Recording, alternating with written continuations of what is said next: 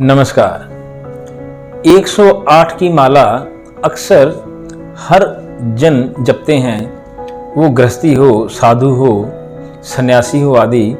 और 108 की ही माला जपना ये शास्त्रोक्त भी है। हम अक्सर बातें करते हैं। हमारा जो आज का जो वीडियो है ये 108 क्या हमारे जीवन में रखता है, इसके ऊपर हम चर्चा करेंगे। मेरे प्रियजनों, कोई भी माला हो, चाहे वो मूंगे की माला हो या रुद्राक्ष की हो या मोती की हो या किसी अन्य और धातु की, माला हमेशा 108 की ही क्यों होती है? अक्सर हम ज्योतिष आचार्यों से बात करते हैं या अपने किसी बुजुर्गों से बात करते हैं, किसी साधुजन से बात करते हैं या किसी ऐसे ज्ञानी जन से बात करते हैं, तो अक्सर बहुत सी बातें सुनने और देखने मिलती हैं कि 108 कहीं कहीं क्या या कहाँ कहाँ मिलता है। तो देखा जाए तो 108 के पीछे जो पूर्णता है वो 9 अंक की है। 9 अंक के आगे कोई अंक नहीं आता और 9 अंक को बढ़ाने के लिए जो सहारा लिया गया वो सनातन धर्म में सहारा लिया गया शून्य का, यानी कि जीरो का। हजारों से लेकर के लाखों करोड़ों अरबों की संख्या जीरो के बिना पूर्ण नहीं होती और जीरो ने 9 अंक को ही पूर्णता प्रदान की है।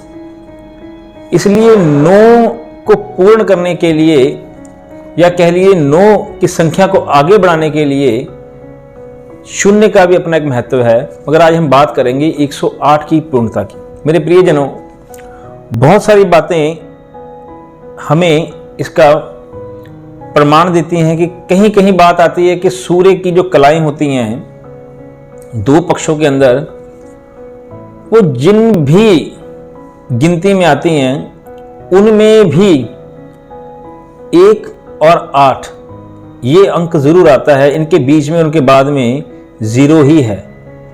1 और 8 को लाखों, हजारों या करोड़ों की पूर्ति में 0 ही उसको पूरा करता है, मगर अंक फिर भी 9 तक रह जाते हैं। तो उन कलाओं में भी हमें जो देखने में मिला 1 और 8 को जोड़ करके 9 ही आता है। बहुत सारी बातें हम ज्योतिष शास्त्र के अंदर करते हैं। जो बातें हम करते हैं वो 12 घरों से ही संबंधित होती हैं। उन 12 घरों के अंदर चलने वाले ग्रह मात्र 9 हैं। तो अगर 12 और 9 का हम गुना करते हैं तो भी 108 आता है, यानी कि अंक इसका भी 9 ही पूर्ण हुआ। तो 27 नक्षत्र हम करते हैं। अगर 27 की भी अंक हम जोड़ दें 2 और 7 को तो 9 बनते हैं।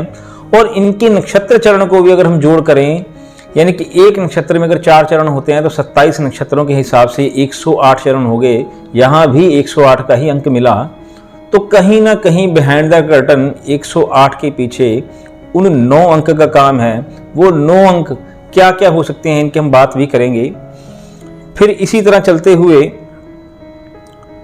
कहा जाता है कि सूर्य और चंद्र का जो व्यास है, जो डायामीटर है, अगर उसको धरती से सूर्य या चंद्र तक हम लेकर के चलते हैं, उनके द्वारा अगर हम उन्हें नापते हैं या मापते हैं तो भी 108 सूर्य व चंद्र के बराबर ही उनकी दूरी पाई जाती है। खोजकर्ताओं ने, हमारे ऋषियों ने बहुत अच्छी तरीके से इसे खोजा है।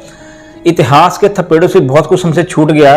अब ये प्रयास हो रहा है सनातन धर्म की तरफ से कि उन गुम हुई या उन चीज़ों को हम ढूंढ करके लाएं जो किन्हीं कारणों से या हमारे भारतवर्ष में किन्हीं आक्रमण के कारण वो चीज़ें हमसे खो गई। किन्हीं आयुर्वेदिक जो लोग हैं उनसे बात करो तो वो भी कुछ ऐसे मर्म स्थानों की बात करते हैं जो बहुत विशेष होते हैं, हिडन होते हैं हमारी बॉडी के अंदर। वो डीपली तो वही बता सकते हैं, मगर उनको भी जब बात करो तो वो बताते हैं कि 108 ऐसे कुछ मर्म स्थान होते हैं जो शरीर को फला फला फला फला स्थिति में उजागर करते हैं या एक्टिवेट करते हैं।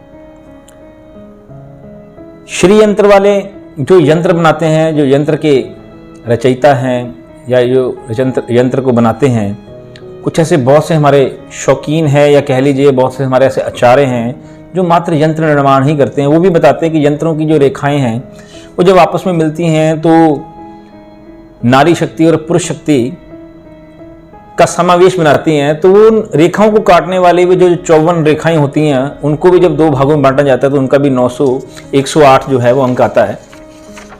तो कहने का भाव यही हो, जहां भी हम ढूंढने की कोशिश करें तो 108 कहीं ना कहीं कारणों से मिल जाता है। ऐसे ही हम कहते हैं कि श्री कृष्ण जी की 108 गोपियाँ थी, या कहीं कहीं वर्णन मिलता है कि 16,108 पटरानियाँ थी। 16,000 जो नारियाँ उनके साथ जुड़ी, उसके पीछे की आप सभी कथा जानते हैं कि जब उनको उनके कारागार से छुड़ाया गया तो लोक लाज से वो कहाँ जाते, तो श्री कृष्ण ने उनको भी अपनाया। तो जो 108 गोपियाँ थी और 16,000 वो जो औरतें थी जिनको छुड़ाया गया, उनका जोड़ भी 16,000 के बाद 108 पर ही जाके ख़त्म होता है, यानी कि 9 अंक वहाँ भी हमें देखने को मिलता है।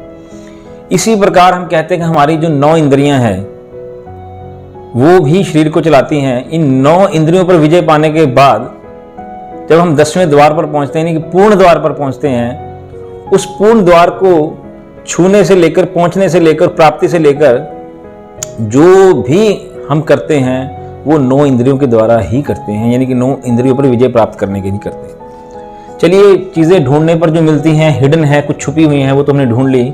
पर आज तक देखिए, आप हिंदू हो या किसी और समाज से हो, भारत में हो, चाहे भारत से बाहर हो, चाहे आदिवासी ही क्यों ना हो, यूरोप हो या विश्व का कोई कोना हो, जो चीज़ नहीं बदली वो आज तक वो कि ना तो गर्भकाल के 9 महीने बदले, कोई भी हो, चाहे आदिवासी ही क्यों ना हो, आज भी हमें जन्म लेने के 9 महीने का गर्भ धारण करना पड़ता है। हमारी 9 इंद्रियां हैं, हमारे 9 ग्रह हैं और 9 नवरात्रे हम मनाते हैं 9 देवियों के, ये भी हमारे में देखने में आता है।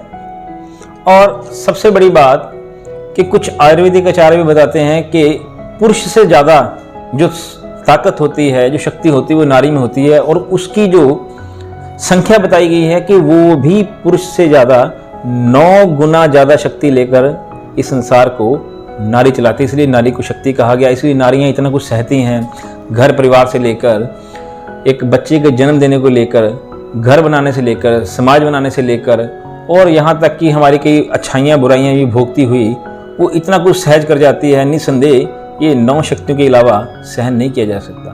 तो मेरे प्रियजनों, माँ का गर्भ धारण 9 महीने का, 9 हमारे ग्रह, 9 हमारी इंद्रियाँ, 9 हमारे जो नवरात्रि काल हैं, ये एक साक्षात सूर्य चंद्र की तरह ऐसे पर्व काल हैं जो हमें प्रूफ देती हैं और सिद्ध करती हैं कि 9 का अंक हमारी ज़िंदगी में पूर्णता का अंक है। 9 का अंक ही हमारी ज़िंदगी की लाइफ की जो जर्नी है वो पूरी करने के बाद ईश्वर प्राप्ति है। तो इसे आप अपने अपने बुद्धिबल से समझ सकते हैं। इन्हीं के रिगार्डिंग अगर आपके पास भी कोई ऐसी सनातन ज्ञान की कोई बात हो, आप हमारे चैनल पर जरूर बताइए। हम अपनी बात अपने चैनल पर आप रखेंगे। वीडियो को शेयर करना ना भूलें, चैनल को सब्सक्राइब करें, लाइक अवश्य करें, और आपकी कॉल्स और SMS का हमें जवाब रहेगा। बहुत बहुत धन्यवाद। नमस्कार।